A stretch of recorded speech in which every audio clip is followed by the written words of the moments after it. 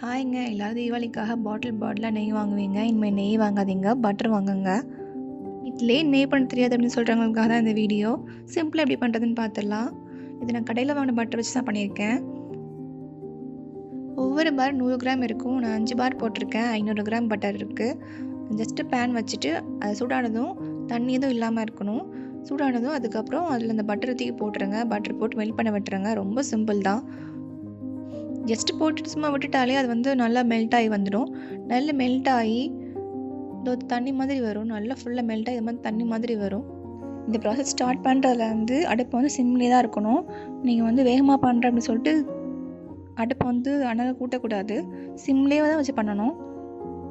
அடுப்பில் அது ஒரு பக்கம் ஏற்றி விட்டுட்டு நீங்கள் வேறு வேலையை பார்த்துட்டே இருங்க. அதுவாக மெல்ட் ஆகிட்டு வரும். அது ஸ்டேஜ் வந்ததுக்கப்புறம் இந்த ஸ்டேஜ் வந்ததுக்கப்புறம் என்னென்ன பண்ணணும்னு மட்டும் பார்த்துக்கோங்க. தண்ணி மாதிரி இந்த பட்டர் இப்போ கொஞ்சமாக திக்காக இருக்கும். இந்த பாருங்கள். அப்பப்போ லைட்டாக அந்த ஓரங்களில் இருக்கிறத மட்டும் எடுத்து விட்டு கிண்டி விட்டுக்கோங்க. கடையில் வாங்குகிற நெய்யை விட நம்ம வீட்டில் பண்ணுற அந்த நெய் ரொம்ப மணமாகவும் ரொம்ப டேஸ்ட்டாகவும் இருக்கும். நம்ம அந்த நெய் யூஸ் பண்ணுறதுல பாதி அளவு இது யூஸ் பண்ணாலே போதும் அப்படின்ற மாதிரி இருக்கும். மேலே நுரைச்சி இருந்ததெல்லாம் அந்த நுரைச்சி இருந்ததெல்லாம் கொஞ்சம் மாறி ஃப்ளேக்ஸாக ஆகும். அதை அப்படி விட்டிங்கன்னா அதுக்கப்புறம் அந்த ஃப்ளேக்ஸுமே கீழெல்லாம் படிஞ்சிட்டு மேலே ஃபுல்லும் நல்ல நெய் நல்லா நமக்கு பார்த்துட்டு நெய்யாக கொஞ்சம் மாற ஆரம்பிச்சிடும். அப்போவுமே நல்லா வாசனை வர ஆரம்பிச்சிடும். இந்த டைமில் மேலே ஃபுல்லாக பொங்கி வர ஆரம்பிக்கும். இப்போ இதில் 1/2 ஸ்பூன் வெந்தயம் சேர்த்துக்கோங்க. வெந்தயம் சேர்த்தா கசக்கணும்னு நினைக்க வேண்டாம். இது சேர்த்தா தான் நல்ல மணக்கும், நல்ல மணமணலாகவும் இருக்கும் நெய். இதில் நான் இப்போ வந்து ஒரு கைப்பிடி முருங்கை இலை சேர்த்துருக்கேன். ஃப்ரெஷ்ஷான முருங்கை இலை சேர்க்கணும்.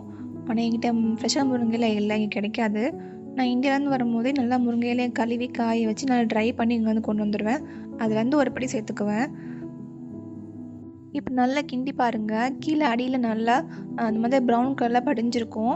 ஃபஸ்ட்டு கோல்டன் கலரில் இருக்கும். அதுக்கப்புறம் கொஞ்சம் டார்க்கன் ஆகும்.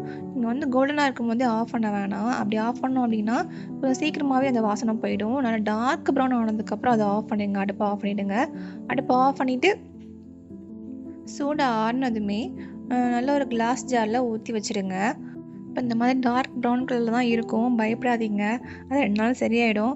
ஃபஸ்ட் டே இப்படி இருக்கும். செகண்ட் டே இந்த மாதிரி லைட்டாக கீழே எல்லோ கலரில் படிஞ்சு வரும். தேர்ட் டே இந்த மாதிரி நல்லாவே கொஞ்சம் கலர் சேஞ்ச் ஆகிருக்கும். அந்த எல்லோ கொஞ்சம் அதிகமாக இருக்கும். 4th டே உங்களுக்கு வந்து ஃபுல்லாகவே ரெடி ஆகிடும். நெய் ஆகிடும். நீங்கள் வந்து யூஸ் பண்ணலாம். ரெடி பண்ணி உடனே கூட யூஸ் பண்ணலாம். பட் நமக்கு நெய் மாதிரி பார்க்க தெரியணும் அப்படின்னா 4 days ஆகும். இந்த மாதிரி வந்துடும். நிறைய பேர் என்ன பண்ணுவாங்கன்னா அந்த அடியில் படிகிற அந்த இது வந்து கொஞ்சம் ப்ரௌன் கலரில் ஆன உடனே ஆஃப் பண்ணிவிடுவாங்க.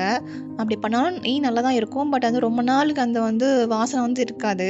நம்ம இந்த மாதிரி டார்க் ப்ரௌன் கலர் ஆனதுக்கப்புறம் நம்ம ஆஃப் பண்ணும்போது வாசனை ரொம்ப நாளைக்கு இருக்கும்.